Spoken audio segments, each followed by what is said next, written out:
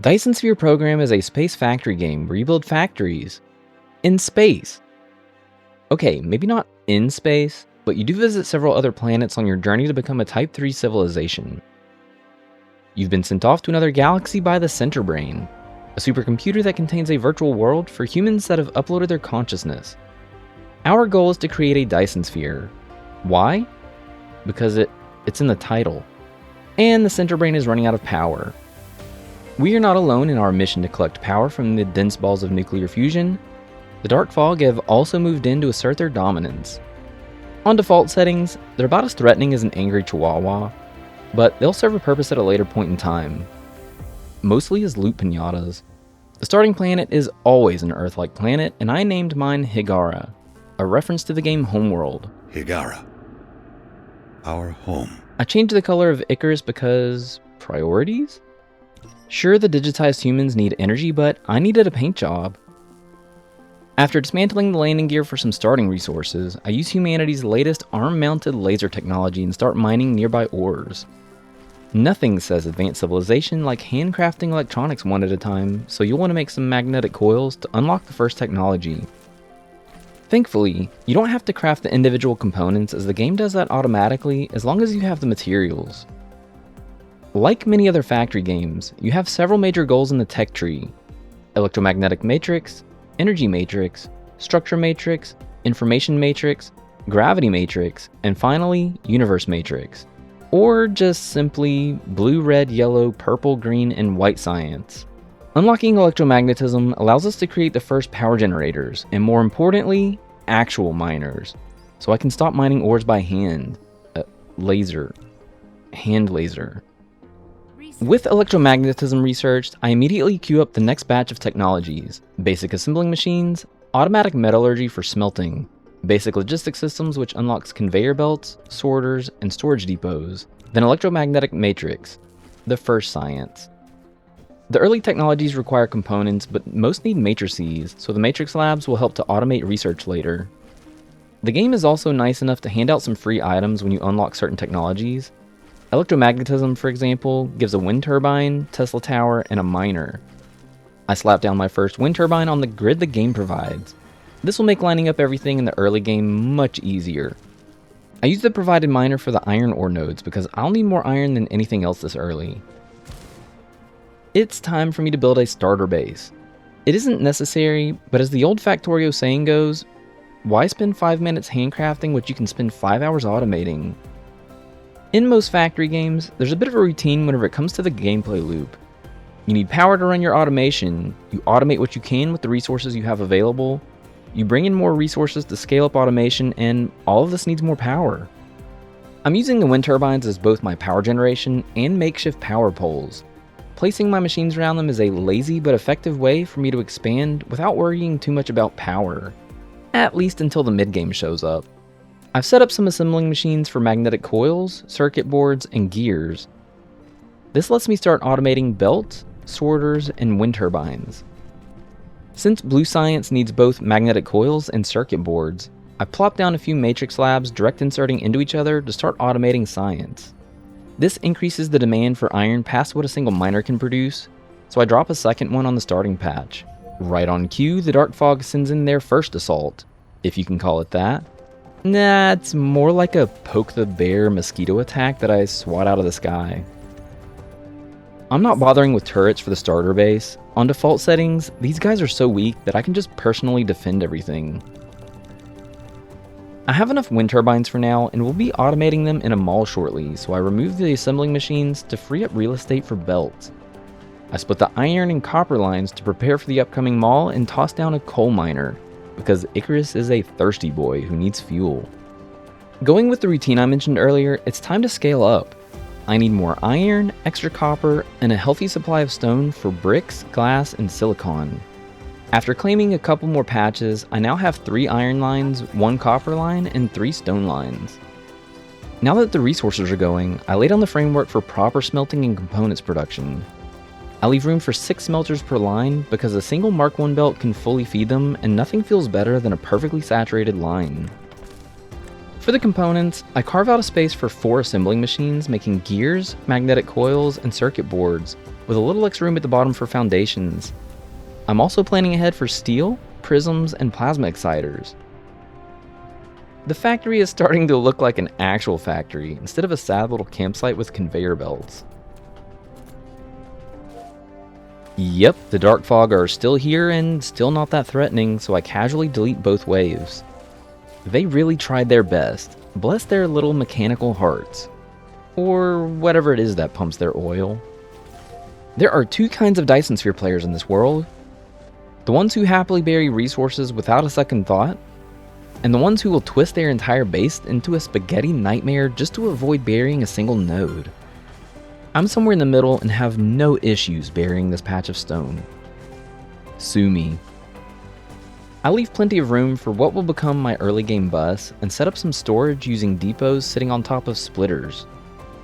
This way, my future logistics bots will have easy access to these components. It also lets me cleanly pull off the circuit boards and magnetic coils that I'll need for the next science area. For anyone brand new to factory games, a bus is basically a main highway of conveyor belts that carries materials across your base, and a mall is a big centralized factory that makes all the buildings and components you need. I've unlocked battlefield analysis bases and they're fantastic. For now, I'm mainly using them to place buildings ridiculously fast. They come with their own construction bots, so any blueprint I drop gets built at light speed as long as the materials are available. It's basically cheating, and I'm here for it. With most of the early game components going, it's finally time to build a proper early game mall. That centralized factory I mentioned earlier? Like a starter base, a mall isn't necessary since most of the machines craft in 5 seconds or less. But come on, it's a factory game. I prefer to automate everything possible. Plus, this mall will easily carry me into the mid game, and I'll pretty much use all of it. Except maybe those liquid storage tanks. I'm using sorters to take off the bus because everything can be placed on water except for the assembling machines and storage depots. The belts and sorters can always be placed on water, and the wind turbines can be placed on water after researching steel. Since the turbines are powering the sorters, that means I don't need to waste foundations making room for this rather large bus. You could use splitters instead of sorters, but that would mean spending precious foundations like some kind of responsible adult. This whole setup is temporary anyways, all of it is getting demolished once I hit the mid-game. I dedicate one of the sections to create electric motors for the Mark II sorters, and future-proof this section for later Mark II and Mark III belts, as well as Mark III sorters. I'll have logistics bots bring in some of the later components, so I make sure to leave room to bring those in. After swatting away the 3rd wave from the dark fog, it's time to finish the smelting and components area and open the floodgates of my miniature automation empire. Since I would rather not play whack-a-bug every 10 minutes, it's time for me to take the fight to them. I drop some wind turbines, slap down a quick turret blueprint, and use the classic creep method, slowly pushing forward, deleting everything in my path, until the planet is finally clear of the dark fog. Of course, this victory isn't permanent. The giant hive that's floating around the star can always send more relay stations. They're like interstellar cockroaches. You can stomp the ones on the floor, but the nest is still up there plotting. While I was out playing Exterminator against the dark fog, the mall has been quietly stockpiling items like a good little factory. We're finally ready to push into the energy matrix. Red science. For red science, I need 2 things: hydrogen and energetic graphite. The graphite is easy, you just smelt it from coal. We'll come back to that.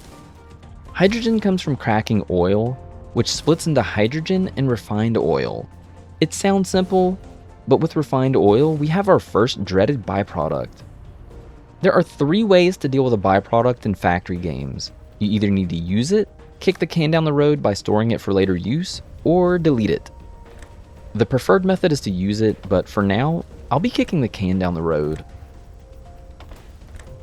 You have to be careful when storing a byproduct like this, because it's usually all or nothing with these types of recipes, so when one of them eventually backs up, the whole machine stops. Classic factory game betrayal. I also added in some hydrogen storage just in case, but it's not really necessary. Now that hydrogen is flowing, I set up some energetic graphite. Since the components overlap, I also added in some proliferators to the end of this line. I know it can be difficult, but don't worry. Everyone has a hard time saying proliferator. Proliferation is one of the best mechanics in the game. It boosts the output of machines without using extra resources at the cost of extra power draw, as long as every ingredient has been proliferated first. To apply the proliferation, you need spray coaters. The proliferator can also be proliferated to increase the amount of charges they have. It's almost like waxing wax to make it waxier.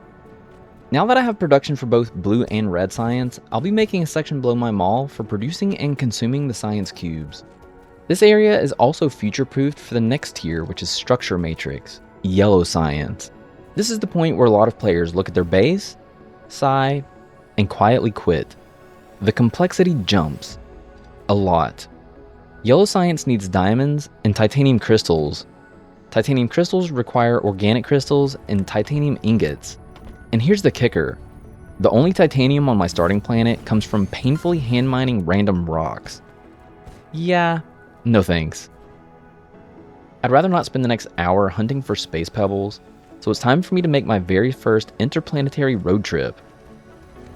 Nothing destroys your early game fuel like space travel, which is ironic considering I'm trying to harness the power of an entire star. After making sure I can defend myself against the dark fog, I'll leave Higara behind and head to another planet in the system. I've also done the only logical thing and renamed my star the center of the universe. Very humble. After finding an area that has both titanium and silicon, I quickly drop some wind turbines, clear out the locals, they'll be back, and set up basic smelting with plenty of storage. Because travel time this early is painfully slow, I reuse my old turret blueprint for defense. It should be enough to hold the line until I'm stronger.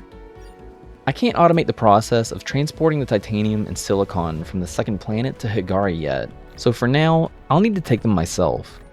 One of the big goals for Yellow Science is unlocking the interstellar logistics stations. Those bad boys will finally allow me to automate transporting between planets and eventually between stars. Until then, I'm glad I prepared a proper storage area so I actually have somewhere to dump everything whenever I make the next supply run. Logistics bots in Dyson Sphere aren't the fastest or most efficient things in the galaxy, but they're fantastic when you're short on space. Since logistics distributors and the bots themselves both need processors, plus engines for the bots, I add them to the mall. My bus already has the ingredients, so why not? I noticed my copper's running low, so I trace back the copper line to the starting patch and realize I need to add some more. Thankfully, there's another patch nearby, so I just run that line directly into the existing copper ore. Crisis averted. With bots now available, I quickly make a few dedicated bot mall blueprints. This saves me from trying to awkwardly cram even more items onto the main bus like some game of factory Tetris. Back to Yellow Science. I need titanium crystals, which require titanium ingots and organic crystals. Organic crystals need plastic, refined oil, and water. Plastic needs more refined oil and energetic graphite. And would you look at that, my giant stockpile of refined oil finally has a purpose. The timing is too perfect too, because that storage was full and had completely blocked my refineries from making the hydrogen I need for red science. The ratio for plastic to organic crystals is a 1:1, so I set up the chemical plants for direct insertion. Since both recipes need refined oil, they can share the incoming line from the refineries and storage. I also have some coal nearby, so the energetic graphite is easy enough. I know I'll need sulfuric acid later for titanium alloy and graphene, so I add a few chemical plants at the end of the organic crystal line. This starts building up a stockpile, while conveniently eating up even more refined oil. I'll need more water pumps eventually, but this will get the job started. With a little bit of stone and some dedicated sulfuric acid storage, I can finally refocus on Yellow Science. This map has been perfect for my needs. Every time I need a resource, I turn around and there it is. It's almost like the game is playing for me. I squeeze in a thin build for diamonds, then use half the remaining space for titanium crystals. Since I'll be hand feeding the titanium for a while, I also set up this tall stack of Mark II storage depots to cut down on how often I have to restock it. With the last bit of space, I drop the matrix labs to start producing structure matrix. I also realized I'll need more proliferators, so I throw together a small dedicated build and pull some coal from a nearby patch. The diamonds for the Mark II proliferators can just piggyback off the ones I'm already making for Yellow Science. After adding in the spray coater to proliferate the proliferators, I can now turn on the yellow science. There are still a few different items I need before I can create interstellar logistics stations, which first require planetary logistics stations. Both the PLS and ILS need particle containers, and since I would like to upgrade my assembling machine soon, graphene jumps to the top of the priority list. Graphene needs sulfuric acid and energetic graphite, so I'm making it next to the sulfuric acid plant. This also helps a little bit with the piles of refined oil I've been hoarding. I'll distribute the graphene with logistics bots, so for now, I just store it in a depot. And now that I have graphene, it's time to upgrade to Mark II assembling machines.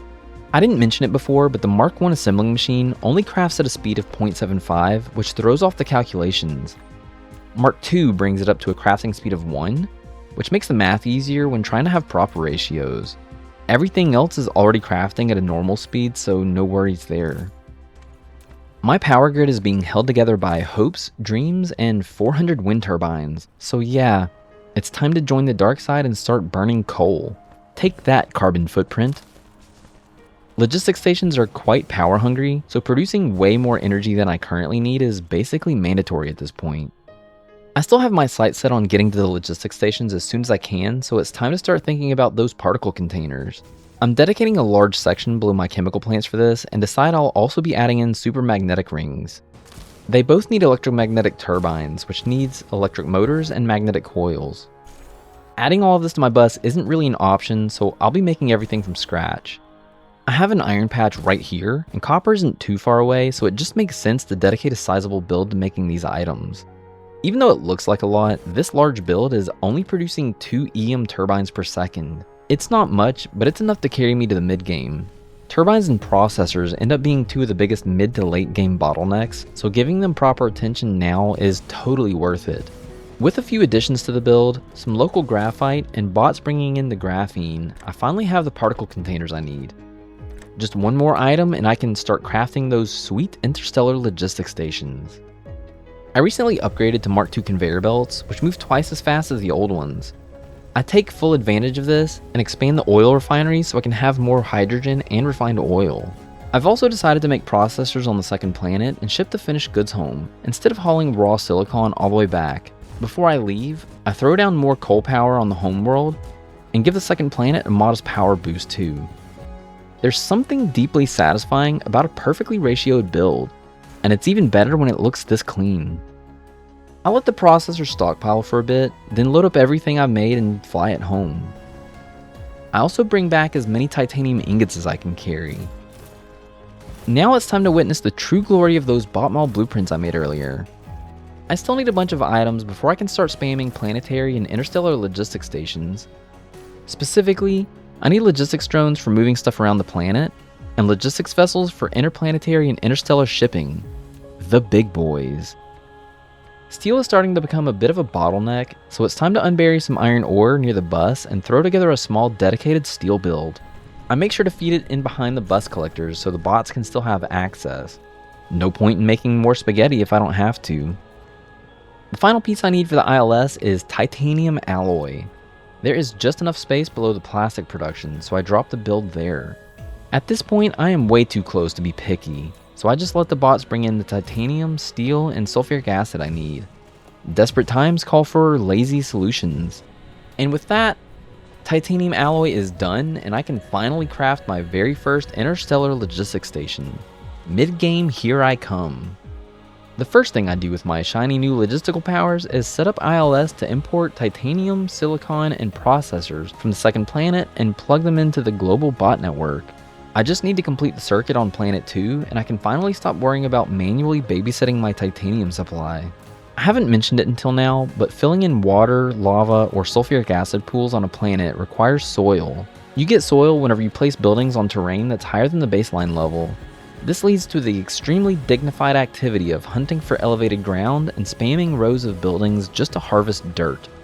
You can also get soil by fighting the dark fog, which I assume was the intended method, but dealing with them in my starting system just isn't worth the hassle. So instead, I occasionally spend a few minutes farming soil with assembling machines or depots whenever I start running low. What can I say? I'm an advanced cosmic entity with an appetite for landscaping. With most things automated, it's time to start scaling up. I begin by placing planetary logistics stations across the planet to tap into all the local resources. The faster I can clear out these nodes, the sooner I can repurpose the land for bigger and better builds. I'll admit the mid-game builds I'm making are way larger than they need to be right now, but I wanted to make them useful immediately and still relevant in the late game. The only real exception to that is my current smelting setups. I'll explain that when we upgrade to the next tier of smelters. I originally planned to just make a template blueprint for everything, but I ultimately decided it was worth the extra time to make a separate blueprint for each individual item. This will save me a ton of headaches later, and for now, I'm only dropping one copy of each of the blueprints I need. It's time to make an assembling machine build for 2 ingredient items next, since magnetic coils and circuit boards are common components in other builds. There are many that only use 2 ingredients, so making builds like this is a necessary step in scaling up.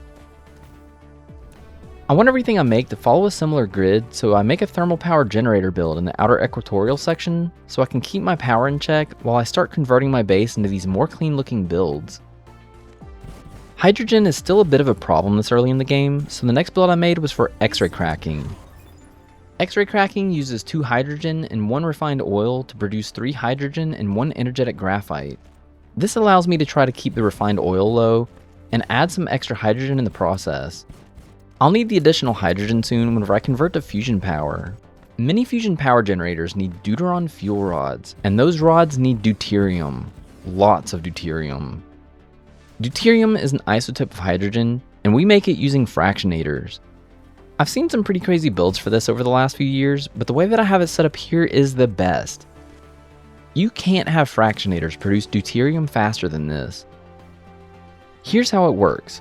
Hydrogen comes in, is stacked onto a circular belt with pile sorters, and anytime a hydrogen is converted into deuterium, the hydrogen is then replaced by the pile sorter on the stack it was taken from. This filters through 72 hydrogen per minute with pile sorters and Mark III belts and creates deuterium 1% of the time. When it is proliferated, the rate doubles and becomes 2%. Yeah, I'll be proliferating this as soon as I can. I make a quick 1 ingredient assembling machine blueprint, then place some PLS down to start collecting some of the items on the bus. I might as well grab some others, since this will give me immediate access to stuff I'm already producing while I work on the bigger builds. I'm doing all of this because it's time to upgrade to a proper long-term mall, one that can supply me anywhere in the galaxy.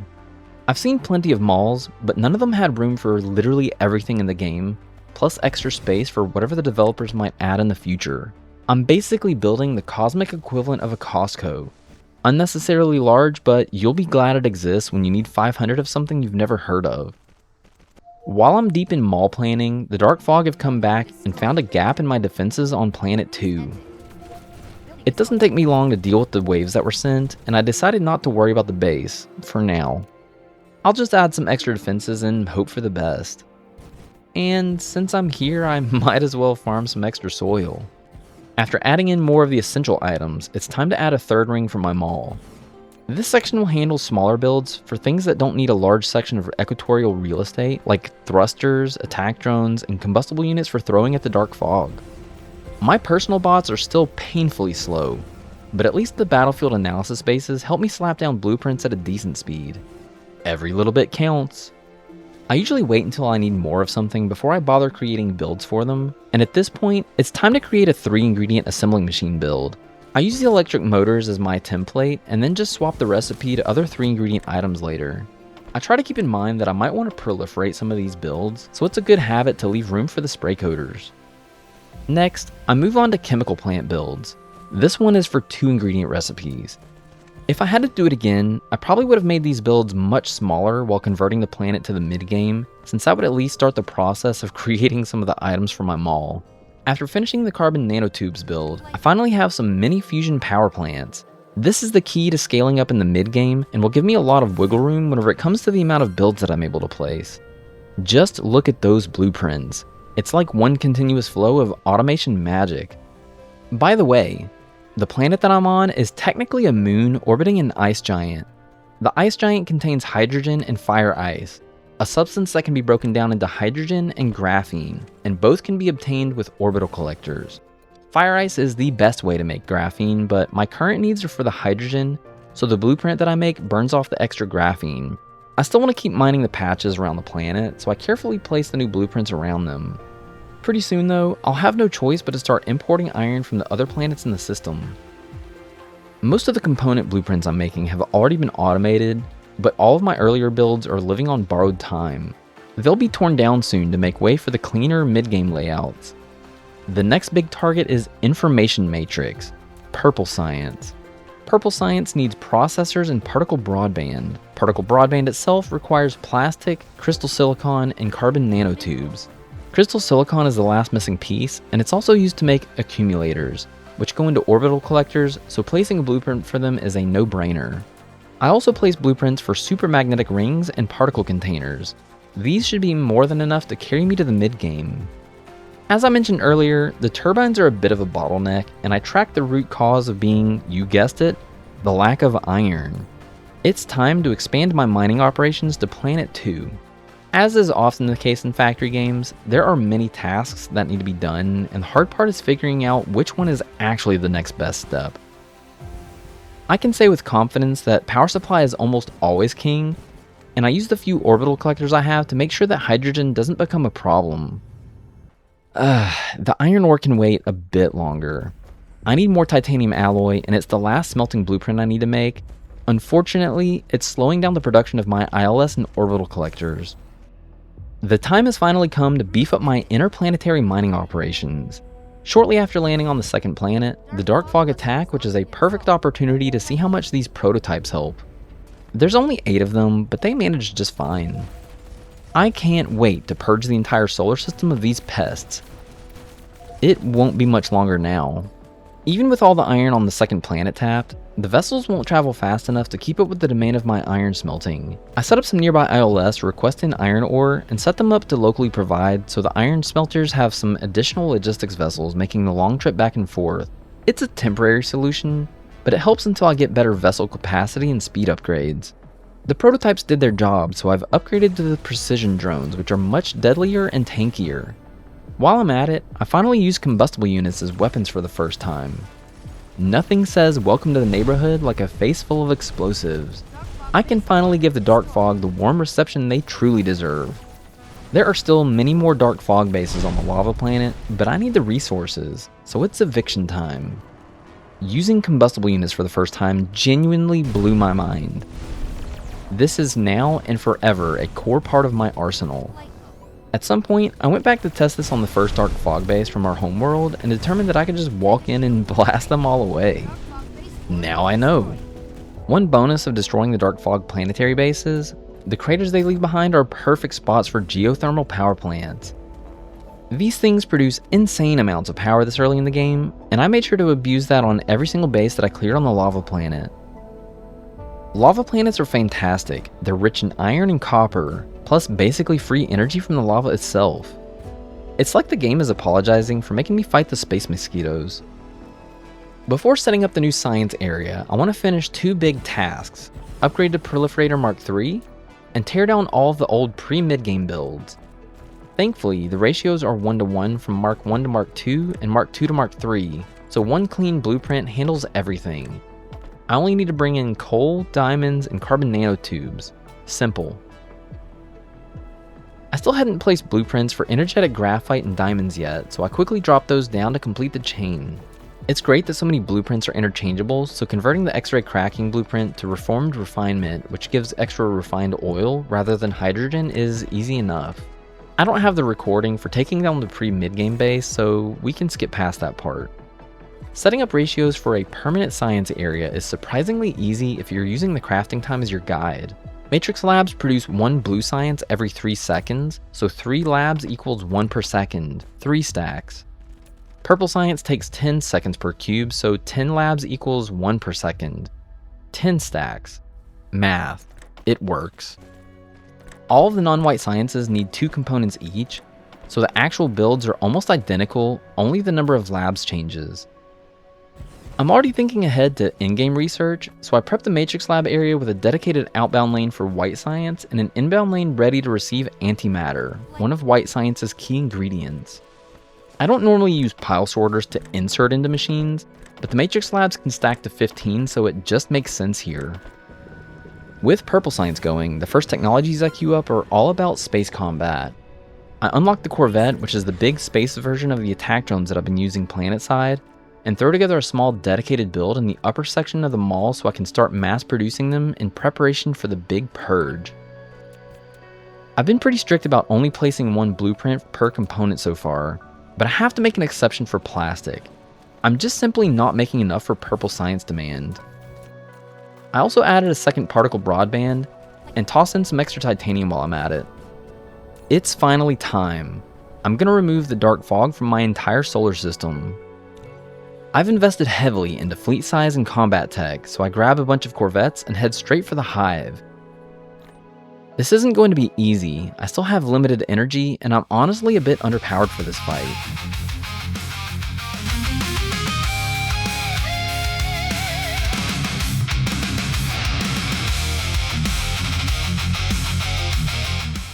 Mecha shield penetrated. Editor, cut the tape.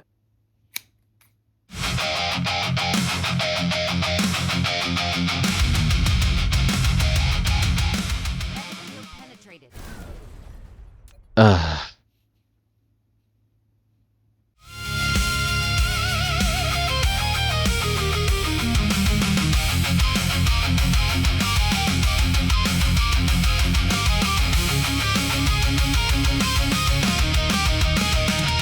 After losing most of my fighters and burning through my energy reserves, I swallow my pride and fly back home to resupply. Second wave, better prepared? Let's finish this.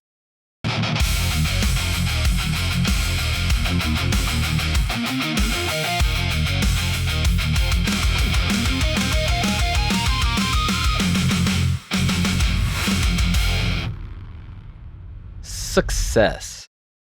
Okay, that was way harder than I expected this early in the game, but so worth it. My dream of becoming a Type 2 civilization can now continue without constant harassment from those mechanical litter bugs. They can still send seeds from other systems, so the threat isn't 100% gone, but they're easy enough to spot and delete as long as I'm paying attention. I'm not too worried. I now have two main goals. Unlocking space warpers so me and my logistics vessels can actually warp across space, and gravity matrix, the green science. Both of these need graviton lenses, which means I first have to produce strange matter. Making new blueprints can feel like a slow and redundant process, but once they exist, you can spam them forever. Totally worth it. I reused my old circuit board blueprint for graviton lenses and Gears blueprint for space warpers. Even though I wiped the dark fog out of my solar system, they're actually still useful. When you kill them, they have a chance to drop loot. Early on, it's just basic stuff like magnets and iron ingots, but the higher their level, the better the drops, including items that are completely exclusive to them. Those exclusive drops let you build in-game versions of smelters, assemblers, matrix labs, and the absolute best fuel in the game. The fastest way to level them up is to keep attacking them, so I decided to build a proper dark fog farm that can keep them going. Since I need some filters for items I didn't have yet, I created the blueprint in sandbox mode. Yeah, it's a little cheaty, but I didn't really want to babysit the farm or fly over every time they leveled up. I have better things to do with my time than watch space bugs. The layout I designed protects the farm from all directions while bringing in fuel, ammo, and space warpers. It also leaves plenty of room to collect and export all the sweet loot. It's a big build, maybe even overkill, but by the end of the game, I ended up losing over 100 signal towers. So yeah, maybe not that overkill. The farm uses signal towers to draw in all the dark fog aggression, battlefield analysis bases and their construction bots to constantly repair the towers, and turrets to delete anything that gets too close. They also level up faster the more damage they take, including overkill damage, so the more firepower I have, the quicker they level. One of the towers is already requesting in replacement signal towers, which gets delivered straight to the Babs via the bots, so a perfect self-healing system. With the blueprint ready, it's time to actually place one of these things in the real world. Before I go hunting for a good farming planet, I want a rock-solid ammo supply. I don't fully trust the mall's production, so I built a much larger dedicated ammo factory in the outer equatorial band. Straightforward build, and I make sure to proliferate the ammo for extra shots per magazine, because efficiency matters, especially when you're trying to bully an entire alien species for loot. Unfortunately, there are no dark fog nearby, so I have to travel quite a bit farther to find a suitable farming planet. I can't make the trip in one warp, which means jumping as far as I can, waiting for a bit of energy to recharge, then jumping again. My only goal on this planet is farming the dark fog. Everything else here is irrelevant. In hindsight, I placed the farm a little too close to their bases, but hey, I designed it with replaceable signal towers for a reason. It is what it is. I temporarily turned off my personal construction bot so I could manually add in the tower, importing the supplies. This lets me get everything set up and combat ready immediately instead of waiting on vessel shipments. After adding in some storage for the incoming dark fog loot and muting the alerts on this planet, I leave the farm to do its thing. Since I'm out exploring the galaxy, I start hunting for more rare resources that can be collected naturally. The big one I'm after right now is sulfuric acid. Being able to import this directly means I can eventually shut down my chemical plant production and just use water pumps and logistics instead. I quickly clear out the local dark fog and set up missile turret defenses so they can't land anymore. The signal towers help extend the turret's range, letting them delete bases before they can even become a problem. Very satisfying. There are several other valuable rare resources nearby worth grabbing while I'm here. Organic crystals for titanium crystals, kimberlite ore as an alternative way to make diamonds, stalagmite crystals for carbon nanotubes, fractal silicon for crystal silicon, and grading crystals, which I'll need for the almighty advanced mining machine. I won't bore you with every little mining setup, I've shown the process plenty of times already. But yeah, it took a solid hour and a half of clearing dark fog and setting up outposts for all of them. I'll eventually start pulling more common ores from these planets too, but for now, it's time to head home with my shiny new resources. With that out of the way, I can finally push into the last of the 5 major sciences, gravity matrix. I need graviton lens, which I have, and quantum chips, which I've unlocked but haven't placed yet. You don't need to watch me repurpose yet another blueprint, so we'll skip past that part. I need titanium glass and casimir crystals to make plane filters, and I need plane filters and processors to make the quantum chips. And speaking of processors, they're about to become a massive bottleneck. I can already feel it coming. Time to ramp up processor production in a big way very soon. Now that I have green science up and running, I can start caring a bit more about ratios. Thankfully, Dyson Sphere program has this incredible tool called the production tab. It shows exactly what you're producing and what you're consuming, and what your theoretical maximums are. It factors in machine crafting speed, proliferation, and you can filter it by time, by planet, by star system, or even the entire cluster. Yeah, it's an amazing tool, and I spend way too much time staring at it. With quantum chips unlocked, I can now build Mark III assembling machines. And as every factory game veteran knows, the golden rule is, upgrade the machines that are building the upgrades first, so the mall gets the Mark III treatment immediately. The advanced mining machine is an absolute game changer. It doesn't just improve how you mine, it also changes how you distribute the materials. You can still use belts, but the best way is to pull everything out with logistics drones. I reuse an old planetary defense blueprint, drop more mini fusion power plants, and set up extra interstellar logistics stations stocked with plenty of drones and vessels. For each ILS, I request in the most abundant local resources, with the top 2 usually being the main exports. I spend a bit of extra time trying to cover every mining node with the advanced miners, but it's not always possible. That's fine though, regular miners can still feed directly into advanced miners with belts. One of the rare resources I didn't mention earlier is unipolar magnets. These only appear on planets orbiting black holes and neutron stars. Unipolar magnets can be used to create casimir crystals, but the real prize is that they're the key ingredient for the next tier smelter, the plane smelter. After having so much fun blowing up the dark fog with combustible units, I decided to jump right into the final upgrade, crystal explosive units. They do significantly more damage than the combustible units, so I'm looking forward to testing these on the dark fog, and what better place to test them than at the black hole. Since I currently don't have the power capacity to make the trip to the black hole in one go, I make a pit stop to the gas giant that's in the same system as the dark fog farm.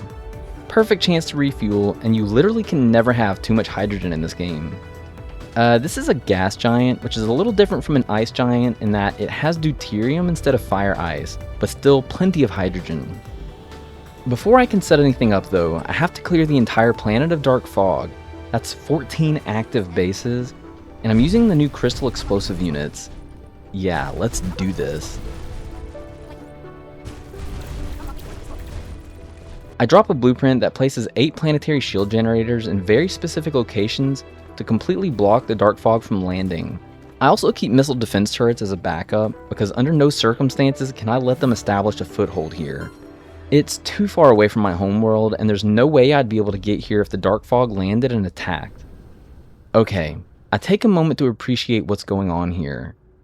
Every Dyson Sphere program player has that moment where they land on a distant planet, look up at the sky, and wonder what all those little moving dots are, only to realize it's hundreds of your own logistics vessels warping across the galaxy. Or you suddenly notice that a massive Dyson Sphere is slowly taking shape in the background while you were too busy building factories to even pay attention. This game is gorgeous, and moments like this never get old. I've been calling the second planet Planet 2 this whole time like a creative genius, so today I finally gave it a proper name, Planet 2. Truly groundbreaking stuff, I know. Wait, what am I saying? The International Astronomical Union literally names their system with a series of letters and numbers like HD28471C. Planet 2 is perfectly fine. I finally used some of those Dark Fog exclusive drops to unlock the final tier of assembling machine. This beast has a crafting speed of 3, twice as fast as the Mark III assembling machine. I won't be using it in my main factory builds yet, but it's perfect for everything in the mall. Back on Planet 2, I add more power and create a new blueprint using the plane smelter. These have a crafting speed of 2, which is twice as fast as the old arc smelters. While all my blueprints were designed to be in-game viable, the belt simply can't keep up with the upgraded machines until I unlock ILS stacking with white science. I take my old smelting blueprint as a template, delete the back half, and shrink it down to about half the grid space. Both versions will be easy to upgrade later once stacking is available. It's time to go hard on smelting.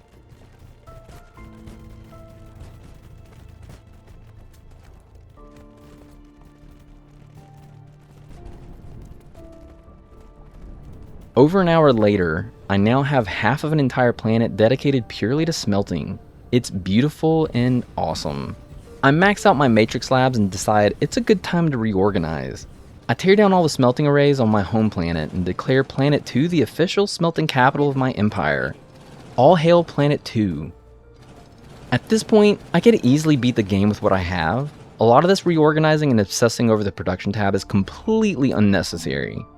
But here's the real question. Do you want to trip and fall over the finish line, or end the game at full speed with your arms held high? While one of those is definitely funnier, nothing builds confidence like a good fist pump. So here we are.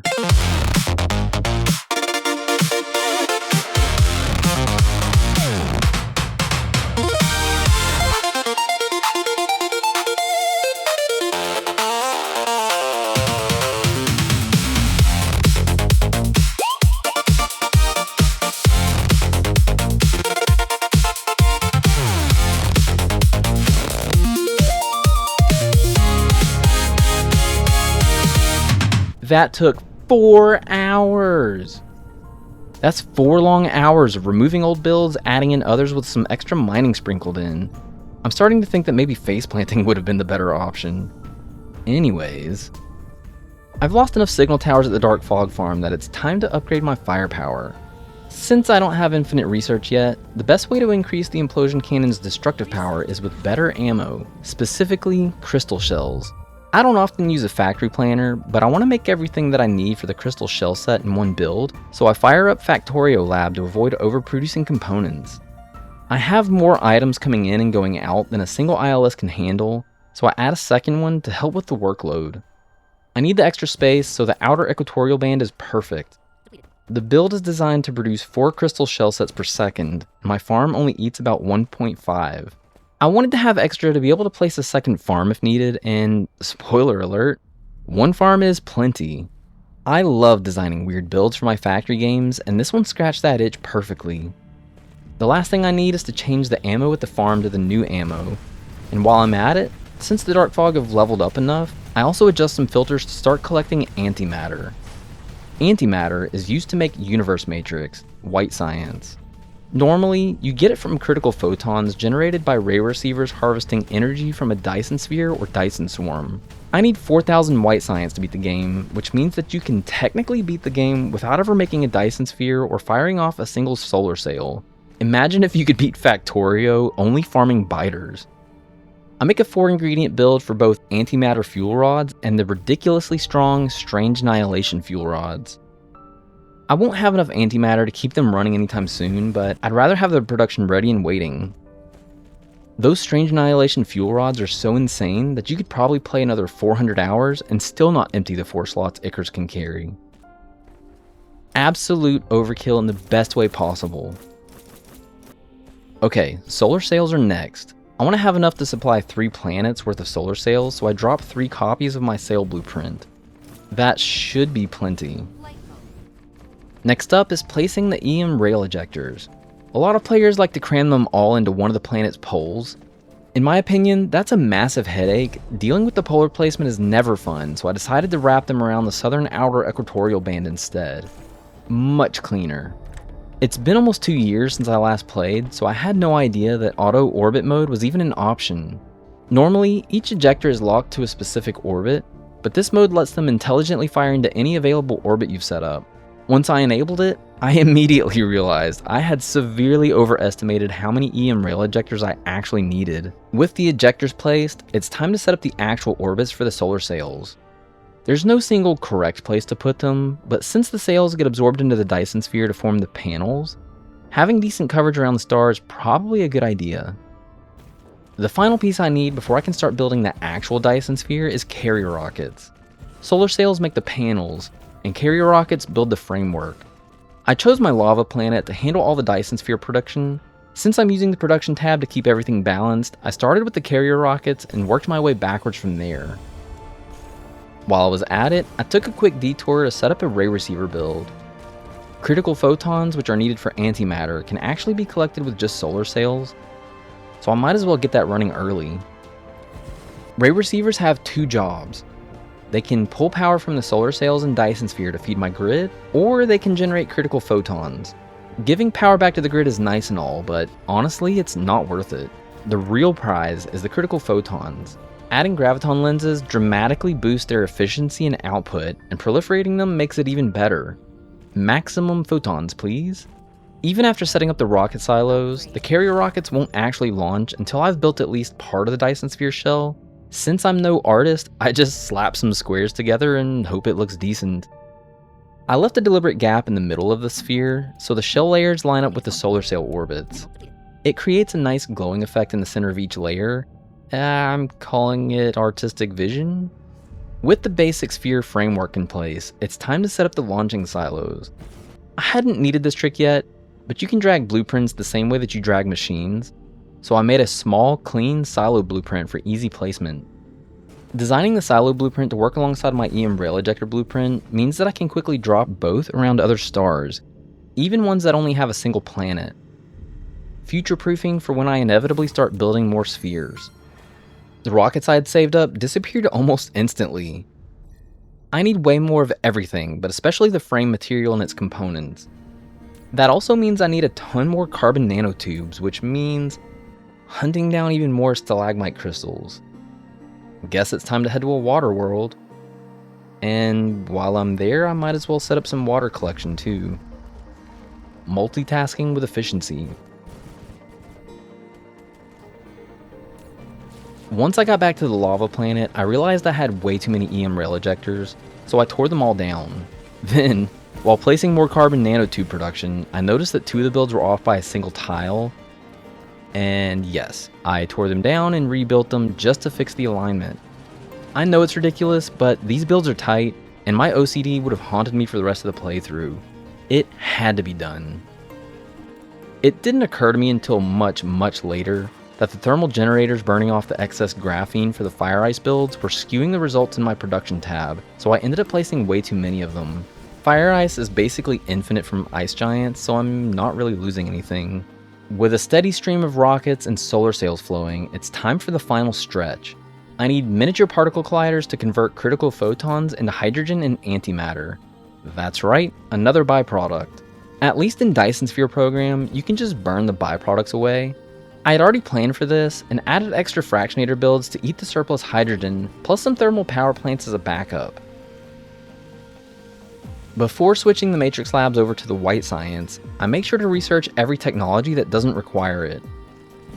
Power is almost always the final boss, so I drop a couple more fractionators and fusion power plants just to be safe for the final push.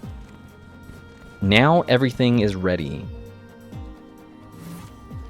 I convert the labs to start producing white science and set up a dedicated consumption area for it. It's time for the final technology. After 56 hours, 42 minutes and 19 seconds of gameplay, or 50 minutes and 6 seconds of video, the mission is complete. This run was based off of a guide that I made recently, so if you wanted to see a more in-depth version, I'll leave a link to that in the description below. And I would love to hear from you guys in the comments. It would be nice to know if this was actually worth the amount of time that it took to create it, so yeah, let me know, and thank you very much for watching. I will see you in the next one.